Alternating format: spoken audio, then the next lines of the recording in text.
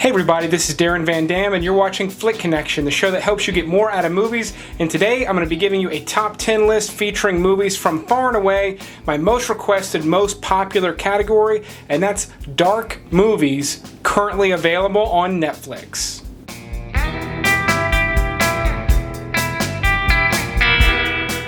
Starting this list off right, all the way back at number 10 is Blue Caprice, which is a really great little real-life thriller that a lot of people missed. It's about the DC sniper. In 2002, there was a man who had taken a teenage boy under his wing, and they started sniping people from the trunk of a Blue Caprice in Maryland, DC. People were putting up screens at gas stations. It went on for a while. It was really, really terrifying.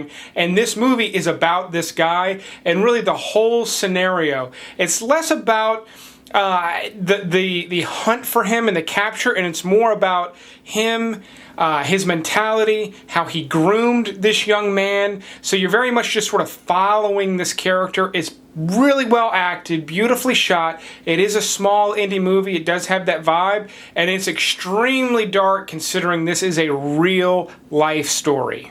At number 9, I'm going with the Netflix original Mute. Now, I had really high hopes for this, and I was a little bit let down, but that said, it still is a fairly solid Netflix original. My opinion is that the narrative sort of wanders a little bit too much, but within that, there's some really great elements, the main one being Paul Rudd. Now, I've always been kind of lukewarm on Paul Rudd. I mean, I like him in things. I like Anchorman. I like Ant-Man, but he really killed it in this. He plays a really unique character, and you can never quite pin him down. His close friend and kind of concubine, played by Justin Theroux, is a complete monster, which I'm not going to say exactly why, but that's where this movie gets really, really dark. Alexander Skarsgård plays a mute guy who essentially is trying to investigate his missing girlfriend, and it all takes place against this like cyberpunk futuristic type of thing. It feels kind of like a Blade Runner type universe.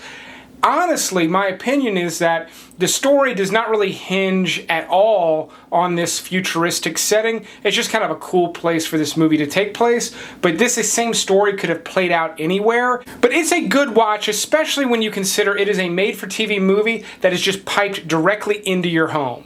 At number 8, The Stanford Prison Experiment is a movie about a real-life experiment that took place at Stanford, where they essentially divided up test groups into prisoners and guards and gave them a basic set of rules and locked them in. Basically, it was like a lock-in, locked them into this area together to see what would happen. And you basically see this weird power dynamic just naturally develop.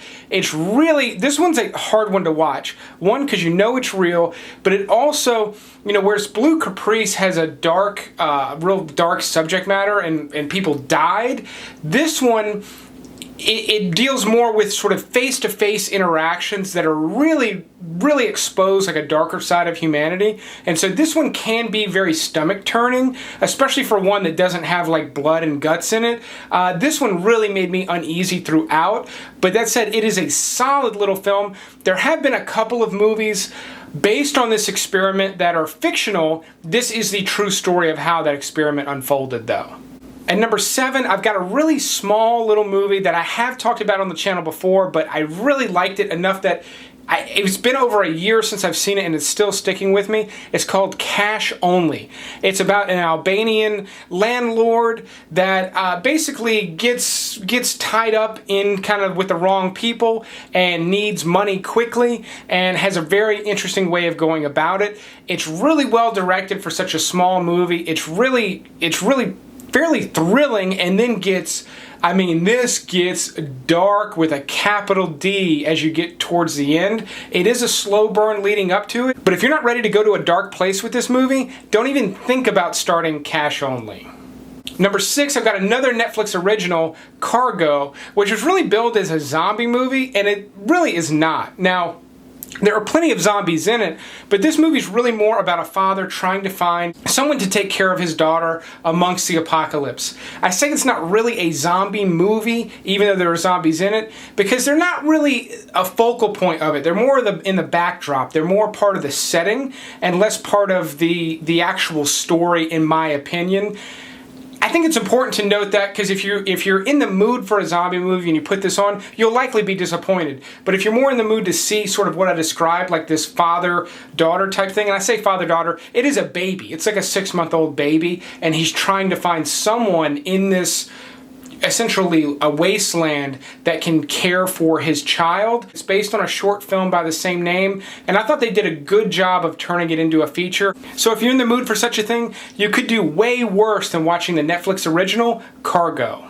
If you like content like this, definitely click that subscribe button, and be sure to also click the little bell icon, because it's the only way you'll get notified when I put a new video out. But I do put a video out just like this one 3 times a week, so my subscribers never run out of good movies to watch.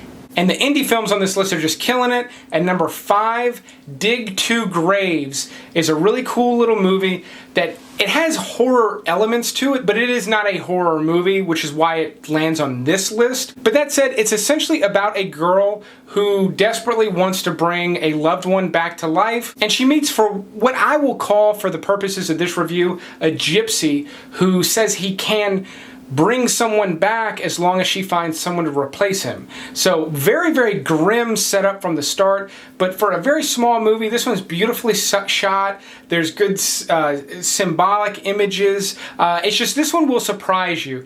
It's one of those movies that's real small, so I can see why a lot of people missed it, but it's also one of those movies that when you watch it, you'll go, how do more people not know about this one? On a similar note, A Dark Song is a really great little movie that almost fits into the horror genre.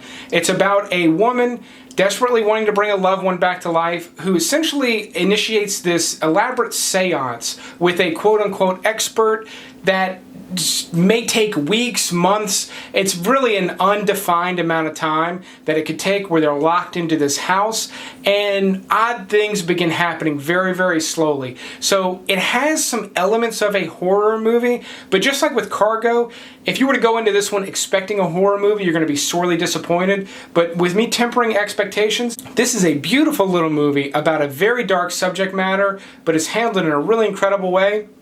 And again, it's just one of those hidden gems. A lot of people missed it, but a lot more people need to see this one.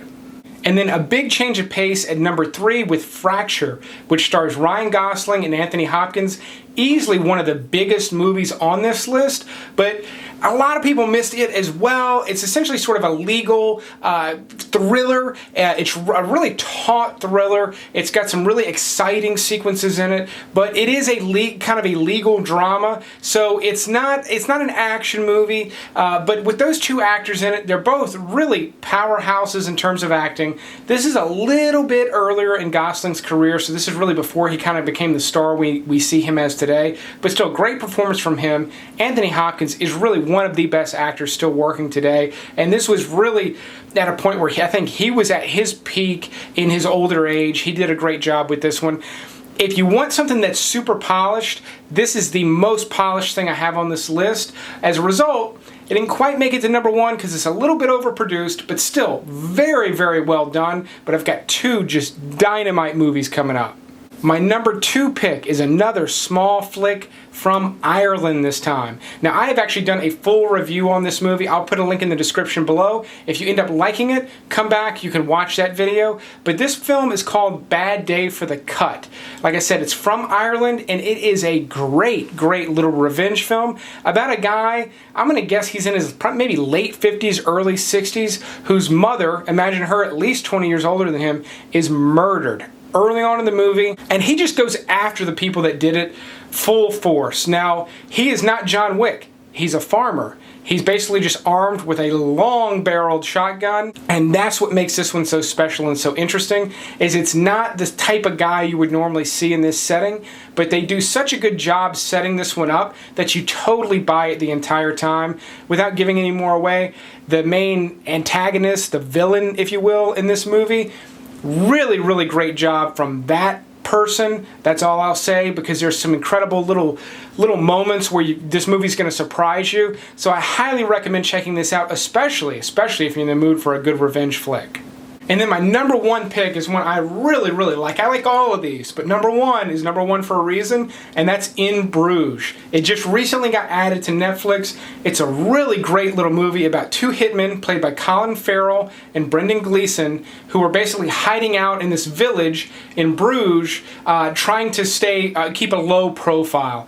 And Colin Farrell's character, the reason this makes this list as a dark movie, Colin Farrell's character is about as grim as they come, not in necessarily a mean way, but just in a philosophically suicidal way, which opens this one up to some really funny but very dark humor elements. It's just really great. It's written and directed by Martin McDonagh, who most recently did 3 Billboards Outside Ebbing, Missouri. If you liked that one, this one is way better in my opinion. This is his best movie. I like his work. I like all of his movies. In Bruges is by far my favorite.